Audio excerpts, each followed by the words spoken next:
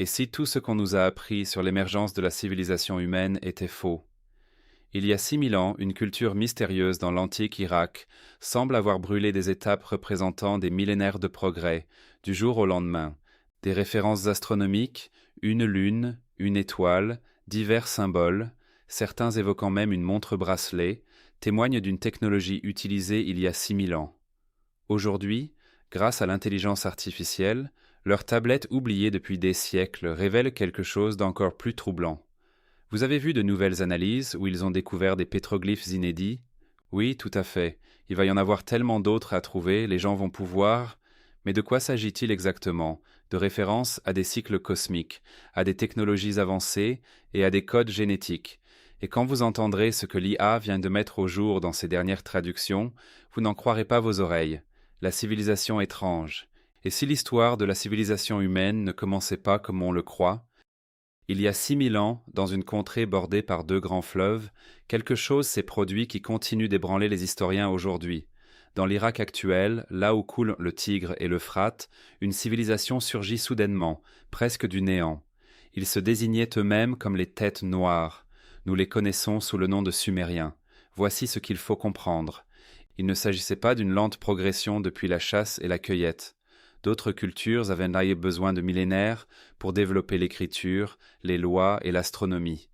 Mais en Sumer, tout sembla jaillir d'un seul coup. De simples villages se métamorphosèrent en immenses cités-États, Eridu, Uruk, Ur, et au cœur de tout cela, de la boue. Mais pas n'importe quelle boue. Les Sumériens y virent un potentiel qu'aucun autre peuple n'avait perçu.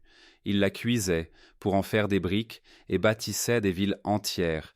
Ils la façonnaient en récipients et en jetons, servant aux échanges commerciaux. Mais leur véritable avancée fut d'en faire un support de mémoire. Ils inventèrent des marques cunéiformes en forme de coins, gravées dans des tablettes d'argile. Et cela a tout changé. Pour la première fois dans l'histoire, les êtres humains pouvaient conserver leurs pensées de façon permanente. Pas uniquement des comptes de céréales ou des registres fiscaux, même si tout cela avait son importance, mais aussi des décrets royaux, des contrats, de la poésie et des récits entiers. Des récits qui allaient survivre à leurs auteurs pendant des millénaires. Et voilà ce qui est fascinant. Quand ils ont commencé à noter les chiffres, ils ne faisaient pas les choses à moitié. Ils utilisaient un système en base 60. Et la vérité, c'est que nous vivons encore aujourd'hui avec cet héritage. 60 secondes dans une minute, 60 minutes dans une heure, 360 degrés dans un cercle. Ce niveau de précision mathématique était gravé dans leurs tablettes d'argile il y a des milliers d'années. Mais c'est là que les choses deviennent étranges. Plus les chercheurs fouillaient dans ces tablettes, plus ils y découvraient des éléments inattendus. Glissés entre des relevés de livraison d'orge et des recettes de bière, se trouvaient des références à des pratiques médicinales rituelles, des observations astronomiques curieuses, et même des traces de savoir qui semblaient bien en avance sur leur époque. Avançons maintenant jusqu'à aujourd'hui. Des dizaines de milliers de ces tablettes d'argile sont entreposées dans des musées et des réserves aux quatre coins du monde. Mais les déchiffrer, c'est une toute autre affaire. Une seule tablette peut contenir plus de 1000 signes distincts. Chaque signe peut avoir des significations différentes selon le contexte. Il fallait autrefois à un chercheur toute une vie pour simplement devenir à l'aise avec cette écriture. Seul un tout petit groupe de spécialistes pouvait même s'y risquer. Et c'est là que l'intelligence artificielle change tout. À Munich, des chercheurs ont commencé à utiliser l'apprentissage automatique pour reconstituer numériquement des tablettes brisées. Imaginez cela comme le puzzle le plus ancien et le plus complexe du monde. Au départ, l'IA ne pouvait qu'assembler des fragments, mais elle a progressé rapidement. Elle a bientôt été capable de reconnaître des schémas d'écriture, d'isoler des textes et même de lire des productions issues de différents scribes et styles couvrant plusieurs siècles. En 2023, des équipes de l'Université de Tel Aviv et de l'Université d'Ariel avaient mis au point une intelligence artificielle capable de traduire l'akkadien, la langue de nombreuses tablettes cunéiformes, en anglais de façon quasi instantanée. Ce qui prenait autrefois des années ne demandait plus que quelques heures. Comme le résumait Big Think, c'était un peu comme fusionner Google Traduction, avec une machine à remonter le temps. Et juste au moment où cette technologie devenait impressionnante, les archéologues firent une découverte remarquable, au sens figuré bien sûr. De nouvelles fouilles mirent au jour des tablettes dans un état de conservation si exceptionnel qu'elles pouvaient servir de texte de référence pour valider les traductions produites par l'IA. Dans le nord de l'Irak, sur un site appelé Kurd Kalstan, une collection de tablettes datant d'environ 1800 ans avant notre ère fut exhumée. Les chercheurs pensent toutefois qu'il s'agissait de copies réalisées à partir d'originaux encore plus anciens. À peu près à la même période, un autre site, Giyarsu, l'une des premières cités sumériennes, livra plus de 200 tablettes cunéiformes intactes ainsi que 60 seaux cylindriques. Le détail frappant, ces objets avaient été conservés dans des récipients enduits de bitume, ce qui les avait protégés de l'humidité et des dégradations. Et comme ces tablettes faisaient référence à des événements encore antérieurs, de nombreux historiens estiment aujourd'hui qu'elles renferment des savoirs remontant aux origines mêmes de Sumer. Mais l'histoire ne s'arrêtait pas là. Dès 2025, de nouveaux outils développés par l'université de Würzburg repoussaient encore les frontières du possible. Ils permettaient désormais de détecter des expressions idiomatiques, des termes techniques, des nuances subtiles que les traducteurs humains avaient ignorées pendant des décennies. Mais que disaient réellement ces textes ? Il s'avère que ces étranges annotations astronomiques n'étaient pas de simples observations sans lien entre elles. Les tablettes contiennent des relevés détaillés des mouvements planétaires, des solstices, et même des allusions à la précession terrestre, ce léger vacillement dans la rotation de notre planète, que les astronomes modernes n'ont pleinement compris qu'à une époque récente. Les Sumériens suivaient-ils donc des cycles cosmiques s'étendant sur des dizaines de milliers d'années ? Les données semblent l'indiquer, mais tout ne s'arrêtait pas aux étoiles. Les révélations continuaient d'affluer. En médecine, les tablettes décrivaient des antiseptiques, des traitements pour les blessures et même le diagnostic par le pouls. Elles consignaient les données de santé familiale d'une manière qui suggérait une compréhension des traits héréditaires, quelque chose que la génétique n'expliquerait officiellement qu'à l'époque moderne. Et puis les choses sont devenues électrisantes, au sens littéral du terme. Certaines tablettes décrivaient des récipients en cuivre et en fer plongés dans des liquides acides. Les termes qu'ils employaient, courant, étincelle, lueur puissante, ça vous rappelle quelque chose ? La fameuse batterie de Bagdad, un artefact ancien découvert des millénaires plus tard, correspond presque exactement à cette description. Les Sumériens expérimentaient-ils l'électricité des milliers d'années auparavant ?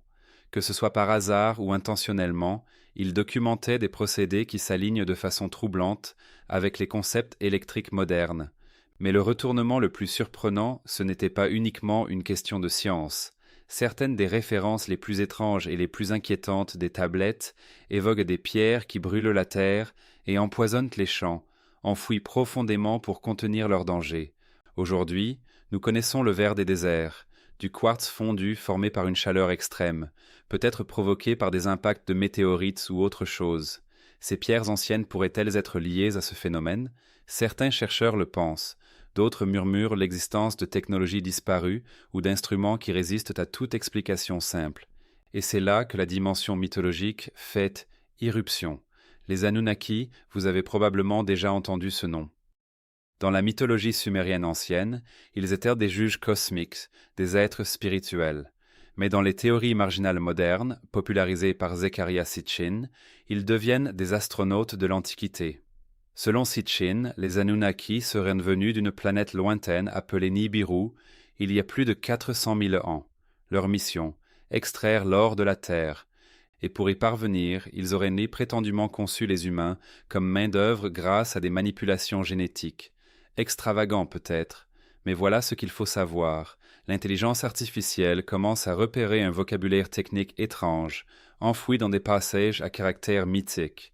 On y trouve des références à des vaisseaux énergétiques, des codes divins, des chambres hermétiques dotées d'air respirable, des termes qui sonnent un peu trop ingénieux pour être simplement ignorés. Mais gardons ça de côté un instant, on y reviendra très bientôt. Et ces termes que l'on croyait autrefois désigner des embarcations célestes ou des chars volants révèlent aujourd'hui des détails précis. Système de circulation d'air, cabines étanches, protection extérieure. Sommes-nous en train de lire des récits déformés d'une technologie ancienne ? Plus l'IA traduit, plus cette frontière devient floue. Mais avant d'aller plus loin, si vous n'avez pas encore appuyé sur le bouton d'abonnement et de like, faites-le maintenant, prenez 2 secondes pour ça.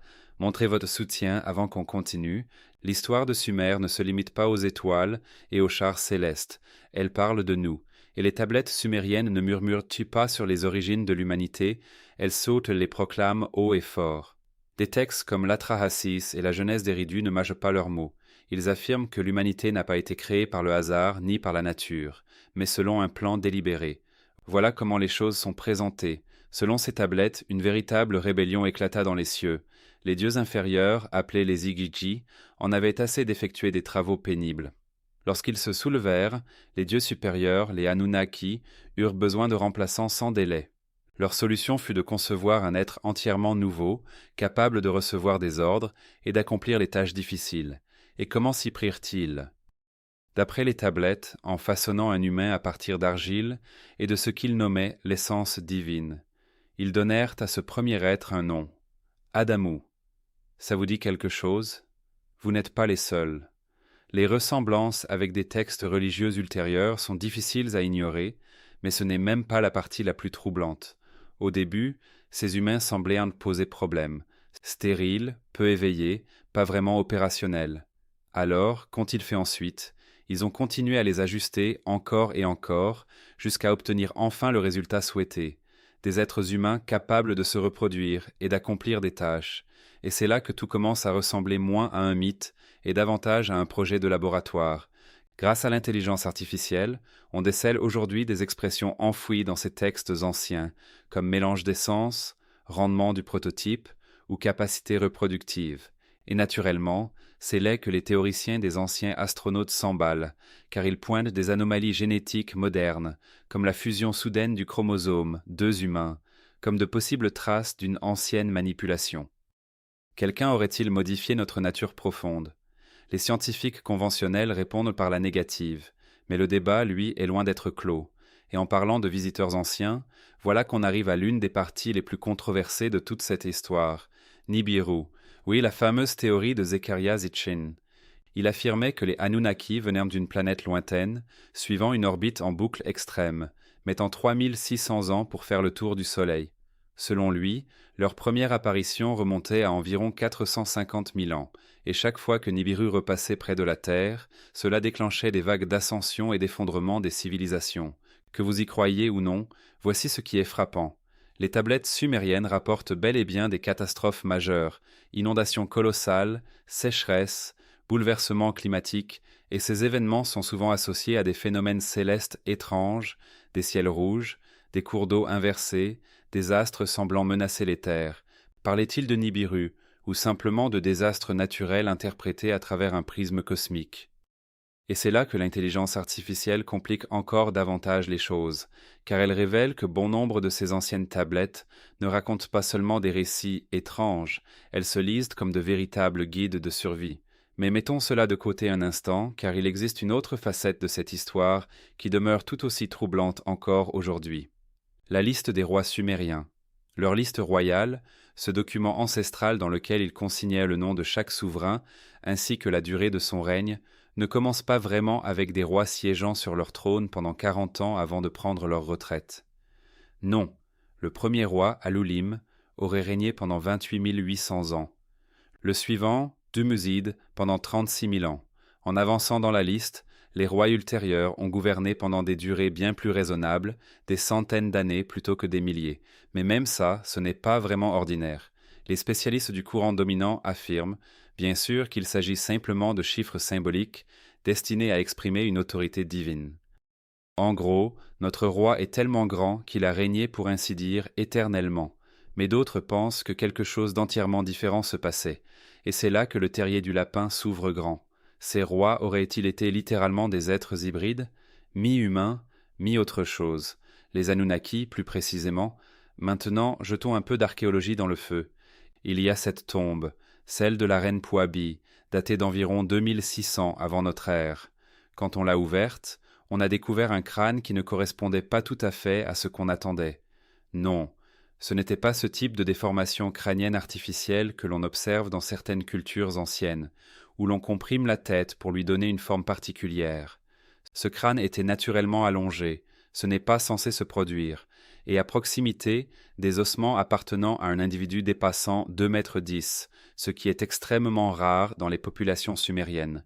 Même aujourd'hui, c'est rare. Alors, s'agissait-il simplement d'anomalies génétiques isolées, ou bien étaient-ce les traces physiques de quelque chose de plus profond? Voilà où les textes anciens deviennent encore plus troublants. Les Sumériens étaient obsédés par la pureté du sang. À maintes reprises, ils évoquent la semence d'Anu. Et ils ne rédigeaient pas simplement de la poésie. Ces gens pratiquaient des mariages dynastiques, des rituels stricts et des lois, tous conçus pour préserver une lignée très précise. Et cette idée ne leur était pas propre. On la retrouve un peu partout dans le monde antique. Les pharaons égyptiens affirmèrent descendre des dieux. Les souverains incas prétendaient être issus du soleil. Même les dalaï-lamas tibétains sont choisis comme réincarnation d'êtres divins. Mais ce sont les Sumériens qui, peut-être, ont été les premiers à tout coucher par écrit, et c'est là que les choses se compliquent. La langue sumérienne regorge de termes pouvant désigner des réalités très différentes selon le contexte, comme le mot me. Il peut s'agir d'un décret divin, il peut désigner un concept culturel, il peut même faire référence à un objet matériel. Cela a donné lieu, au fil des années, à des interprétations assez extravagantes. Zecharia Sitchin, par exemple, affirmait que certains de ses textes décrivaient des objets dotés d'une puissance extraordinaire. L'une de ses grandes théories voulait que la tablette VA 243 soit en réalité une carte stellaire. Sauf que, non, cette hypothèse a été réfutée. Il s'avère qu'il s'agit simplement d'une dédicace ordinaire et non d'une carte astronomique. Mais les Sumériens ne nous ont pas seulement légué de fascinantes mythologies et des tablettes d'argile relatant dieux et rois. Ils nous ont laissé des avertissements et des sérieux. On pourrait croire qu'ils parlaient d'un unique grand déluge ou d'une catastrophe isolée, mais ce n'est pas ça. Les Sumériens évoquaient des cycles, des schémas récurrents, des âges entiers de prospérité s'élevant puis s'effondrant, encore et encore. Tout cela est inscrit directement dans leur relevé astronomique, et c'est là que ça devient troublant. L'intelligence artificielle établit désormais des liens entre ces anciennes configurations et des catastrophes climatiques réelles que nous connaissons déjà. Prenons la sécheresse de 4,2 kN qui provoqua l'effondrement de civilisations entières, ou la chute soudaine de l'empire akkadien, marqué par des famines et des migrations massives. Nous disposons de preuves scientifiques attestant ces événements. Pourtant, dans les tablettes, ils sont décrits d'une manière totalement différente. Des cieux rougeoyants, un soleil obscurci, des astres annonçant le malheur sur les terres, des fleuves remontant littéralement leur cours. Pendant longtemps, les chercheurs ont balayé tout cela d'un revers de main, y voyant simplement de la poésie. Des peuples anciens cherchant à dramatiser des catastrophes naturelles, voilà comment ils l'interprétaient. Mais voilà que l'intelligence artificielle commence à identifier ces textes comme des descriptions d'événements célestes, peut-être bien réels, ce qui soulève une question assez vertigineuse. Les Sumériens observaient-ils là-haut quelque chose que nous aurions complètement oublié ici-bas? Et au moment même où l'on croit avoir atteint le summum de l'étrange, on découvre que les Sumériens possédaient leur propre Ligue des dieux. La Ligue des dieux, rien que ça. Et je ne parle pas des Anunnaki, cette fois. Ça, c'est la couche superficielle. Quand on gratte un peu, on tombe sur un panthéon qui rivaliserait avec n'importe quel univers fantastique contemporain. Ils avaient des divinités pour les tempêtes, la guérison, la lune, les scribes, et même pour des vents bien précis, et ce ne sont là que ceux que nous connaissons. Alors commençons par le grand patron, Enlil. Ce dieu n'était pas simplement associé au vent. Dans son mythe fondateur, c'est lui qui a littéralement séparé le ciel de la terre. Et tenez-vous bien, Enlil était à ce point sacré que même les autres dieux n'osèrent pas croiser son regard. Il régnait depuis un immense temple appelé Lékur, à Nippur, et gouvernait tout, de l'agriculture à la royauté en passant par les lois fondamentales de l'existence. On parle ici d'un pouvoir exécutif d'envergure cosmique. Enki, lui, c'était le filou, le dieu des eaux douces, de la sagesse et de la création, le genre d'ingénieur cosmique qu'on voudrait avoir dans son camp. Son récit raconte comment il renversa son propre père, façonna le monde et aurait transmis aux humains les dons de l'intellect et de la magie. Une sorte d'inventeur de génie version antique. Et petite surprise, sa sœur Gatumdu était déesse de la guérison et de la fertilité. Son nom ne nous dit plus grand-chose aujourd'hui, mais à l'époque on la priait lors des accouchements et des rituels de bien-être. Une figure bienveillante, souvent éclipsée par des mythes plus spectaculaires. Puis les choses se corsent. Voici Inanna, plus tard connue sous le nom d'Ishtar. Cette déesse incarnait l'amour, la guerre, le pouvoir politique et une ambition débordante, totalement assumée. Son symbole était une étoile à 8 branches et ses mythes sont absolument renversants. Une des légendes la décrit descendant dans le royaume des morts pour s'emparer du domaine de sa sœur. Elle y trouva la mort, suspendue à un clou, et ne put revenir à la vie qu'en offrant en échange celle de son propre époux. Certains chercheurs estiment que ce récit constituait une façon ancienne d'expliquer le cycle des saisons, la mort et l'hiver, puis la renaissance et le printemps. Mais l'histoire ne s'arrête pas là. Utu, également connu sous le nom de Shamash, était le dieu du soleil, né de Nana et de Ningal. Son rôle dépassait largement celui de la lumière. Il incarnait la justice et la loi, éclairant littéralement la vérité au fil de sa traversée quotidienne du ciel.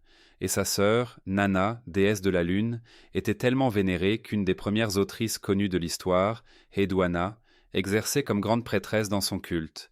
La toute première autrice nommée dans l'histoire écrite était une femme composant des hymnes en l'honneur d'une déesse lunaire. C'est tout simplement extraordinaire.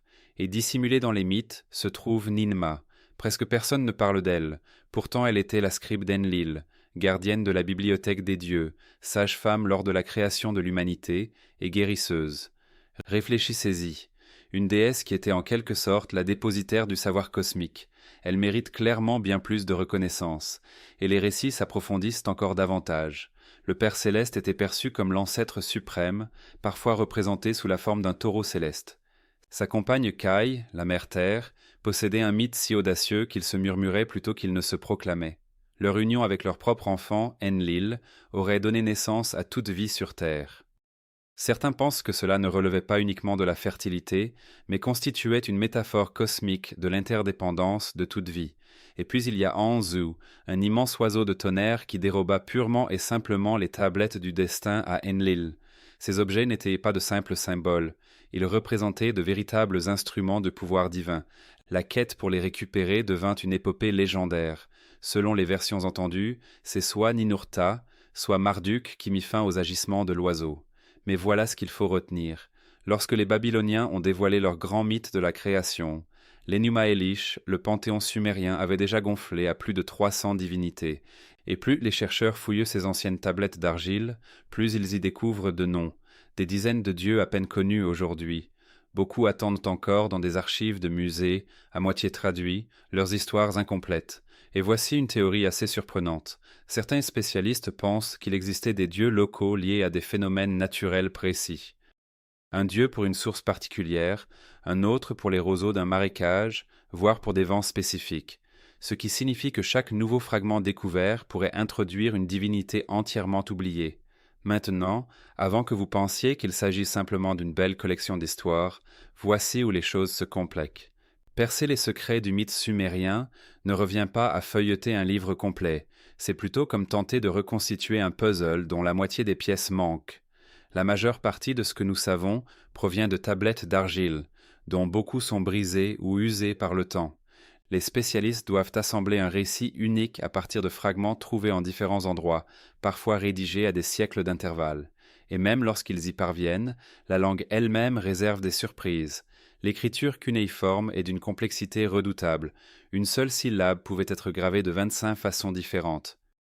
Ajoutez à cela les transitions entre les dialectes sumériens, akkadiens et néo-babyloniens, sans oublier le langage poétique et les métaphores à plusieurs niveaux, et chaque traduction devient un exercice d'interprétation aux enjeux considérables. Et vous savez ce qui est encore plus étonnant ?